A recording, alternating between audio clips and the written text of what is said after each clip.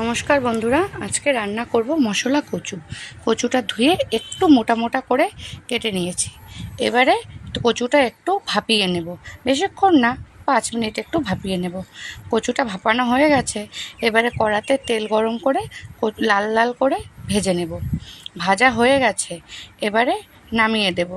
কড়াতে ফোড়নের জন্য দিয়ে দিয়েছি গোটা জিরে। এবারে দিয়ে দেব পেস্ট করে রাখা মশলা। এখানে দিয়েছি পেঁয়াজ, রসুন, আদা, টমেটো বাটা। মশলাটা ভালোভাবে ভেজে নেব।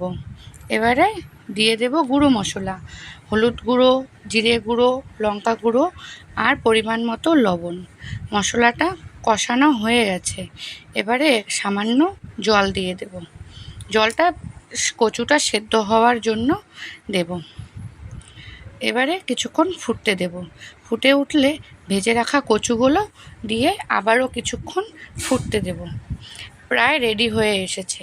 এবারে একটু গরম মশলা ছড়িয়ে নামিয়ে নেব। কচুটাও কিন্তু ভালো করে সেদ্ধ হয়ে গেছে। দিয়ে দিলাম গরম মশলা, আবারও একটু নেড়ে চেড়ে নামিয়ে নেব। গরম ভাত বা রুটির সাথে এই পদটি দারুণ দারুণ টেস্টি। কচু তো অনেক রকমভাবেই খেয়েছেন, একবার এভাবে ট্রাই করে দেখুন, ভালো লাগবে। ভালো লাগলে লাইক, কমেন্ট, শেয়ার করবেন।